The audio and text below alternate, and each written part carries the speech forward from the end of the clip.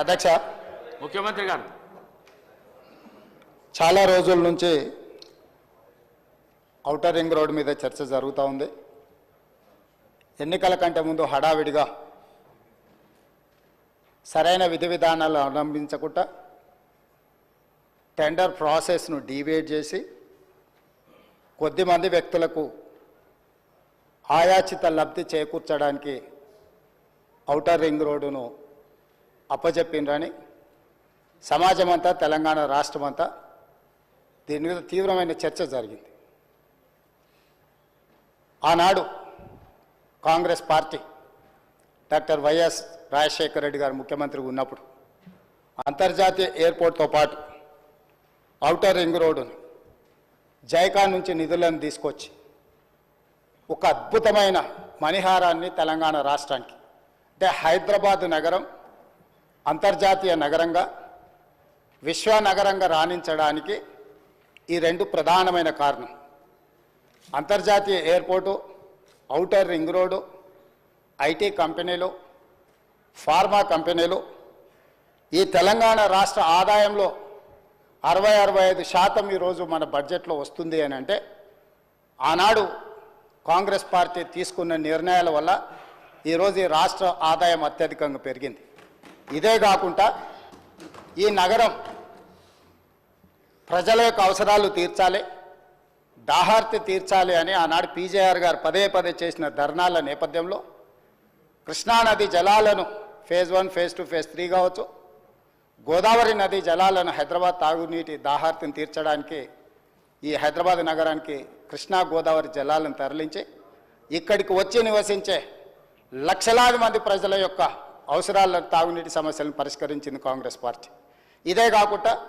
ప్రపంచ నగరంతో పాటు పోటీ పడాలి అని అంటే, ఈ దేశంలోనే అద్భుతమైన నగరంగా హైదరాబాద్ నగరం రాణించాలి అని అంటే మెట్రో రైలు ఉండాలి, మెట్రో అంతర్జాతీయ ప్రమాణాలతో ఉండాలి అని ఆనాడు పబ్లిక్ ప్రైవేట్ పార్ట్నర్షిప్లో ఈ నగరానికి మెట్రో రైలును తీసుకొచ్చి ఈ నగరాన్ని ప్రపంచ చిత్రపటంలో కాంగ్రెస్ పార్టీ పెట్టింది. అంటే ఈరోజు ఈ నగరం అంతర్జాతీయ నగరంగా రాణించడానికి కారణం కృష్ణా గోదావరి నదీ జలాలు, ఔటర్ రింగ్ రోడ్డు, అంతర్జాతీయ ఎయిర్పోర్టు, మెట్రో రైలు, ఐటీ కంపెనీలు, ఫార్మా కంపెనీలు, శాంతి భద్రతలను కాపాడడం, మత సామరస్యాన్ని పెంపొందించడం,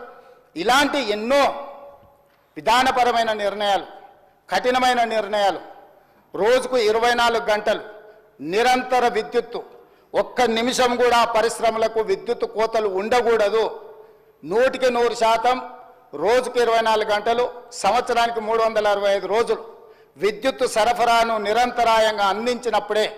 ఈ నగరానికి ప్రపంచ స్థాయి పెట్టుబడులు వచ్చి, పరిశ్రమలు వచ్చి ఈ నగరం అభివృద్ధి చెందుతుంది. ఇక్కడ చదువుకుంటున్న యువతీ యువకులు డాక్టర్లుగా, లాయర్లుగా, ఇంజనీర్లుగా ముఖ్యంగా రాణించాలి అని ఆనాడు ఎన్నో కాలేజీలతో పాటు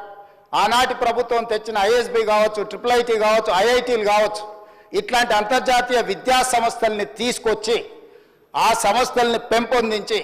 ఒక క్రీడా స్ఫూర్తిని పెంపొందించాలని క్రీడా స్టేడియంలను కట్టడమే కాకుండా అంతర్జాతీయ స్థాయి క్రీడల్ని నిర్వహించడం ఈ హైదరాబాదు నగరంలో ఆనాడు ప్రభుత్వాలు తీసుకురావటంటే హైదరాబాదు నగరం రాణించింది. అందుకే ఈరోజు మనము 2 లక్షల పైచిలకు కోట్ల బడ్జెట్కు చేరినామంటే ప్రధానమైన ఆదాయం ఇదే. వీటితో పాటు జలయజ్ఞంలో భాగంగా తెలంగాణ రాష్ట్రం ఎడారిగా మారిపోతుంది. ఈ రాష్ట్రంలో సాగునీటిని మొత్తం ప్రతి ఎకరాకు అందించాలన్న ఒక లక్ష్యంతో జలయజ్ఞంలో భాగంగా కల్వకుర్తి కావచ్చు, భీమా కావచ్చు, నెట్టంపాడు కావచ్చు, కోయిల్ సాగర్ కావచ్చు, జూరాల పునరుద్ధరణ కావచ్చు, లేకపోతే RDS ప్రాజెక్టులు కావచ్చు, లేకపోతే శ్రీరామ్ సాగర్ కావచ్చు, శ్రీపాద ఎల్లంపల్లి కావచ్చు, ప్రాణహిత చేవెళ్ళ కావచ్చు, తుమ్మిడిహెట్టి దగ్గర ప్రాజెక్టు నిర్మించడం ద్వారా 38,000 కోట్ల రూపాయలతోని 16 లక్షల ఎకరాలకు నీళ్లు అందించాలి. చేవెళ్ళ ఎక్కడ ఆదిలాబాద్లో తుమ్మిడిహెట్టిలో మొదలుపెట్టిన గోదావరి జలాలను చేవెళ్ళ వరకు వికారాబాద్, తాండూరు, నా నియోజకవర్గం, మీ నియోజకవర్గమైన కొడంగల్, మన వికారాబాద్ వరకు తరలించాలని చేవెళ్ళ దగ్గర దాదాపుగా 1,000 కోట్ల రూపాయలు ఖర్చు పెట్టి ప్రాజెక్టులను చేపట్టారు. ఆనాడు మనతో పాటు ధర్నాలు పాల్గొన్న దురదృష్టవశాత్తు అటుపోయినా చేవెళ్ళ ప్రాంతానికి, వికారాబాద్ ప్రాంతానికి, తాండూరుకు, కొడంగల్కు నీళ్లు తేవాలని ఆలోచన కూడా చేయలేదు. ఈ నేపథ్యంలో అద్భుతమైన నగరంగా తీర్చిదిద్ది ఔటర్ రింగ్ రోడ్డుని మనం అప్పు తెచ్చి మొత్తం పూర్తి కారిడార్ లిమిటెడ్ హెచ్జిసిఎల్ నేతృత్వంలో ఈ అద్భుతమైన ఆస్తిని వేల లక్షల కోట్ల రూపాయల విలువైన ఆస్తిని 6,500 కోట్ల రూపాయల అప్పు తీసుకొచ్చి నిర్మించి అప్పు పూర్తి చేసి డెట్ ఫ్రీ చేసినాం అధ్యక్ష. డెట్ ఫ్రీ చేసిన ఔటర్ రింగ్ రోడ్డుని అప్పనంగా ఆయాచితంగా అమ్ముకొని ఎన్నికల ముందు హడావిడిగా వాళ్ళ క్లియర్గా తెలుసు ప్రజలు తిరస్కరించారు, ప్రజలు ఓడించబోతున్నారు, ప్రజలు పెట్టబోతున్నారని తెలిసి ఉన్నదల్లా తెగ నమ్ముకొని దేశం విడిచి పారిపోవాలన్న ఆలోచనతోనే ఔటర్ రింగ్ రోడ్డుని అమ్ముకున్నారు. అయితే ఈరోజు మాజీ ఆర్థిక శాఖ మంత్రి, ఎందుకంటే వారు ఆర్థిక శాఖ మంత్రిగా ఉన్నప్పుడే అది అమ్మిండ్రు, ఈరోజు వారే డిమాండ్ చేసిండ్రు ఈ ఔటర్ రింగ్ రోడ్ అమ్మకం మీద మీరు విచారణ ఇయ్యండి అని. నేను మనస్ఫూర్తిగా వారు మనస్ఫూర్తిగా విచారణకి ఏదైతే అడిగినరో వెనకాల వారు కూడా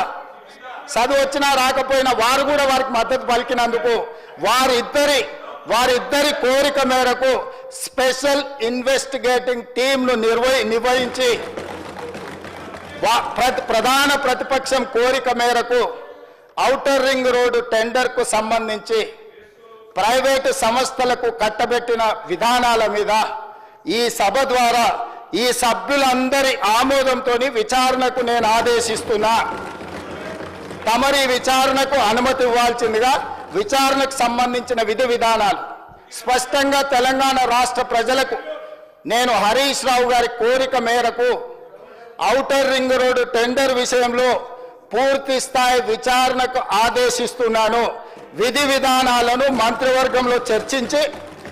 మంత్రివర్గ సహచరుల సూచన మేరకు మంత్రివర్గం యొక్క తీర్మానం మేరకు ఔటర్ రింగ్ రోడ్డు టెండర్ మీద విచారణకు ఆదేశిస్తున్నాం అధ్యక్ష.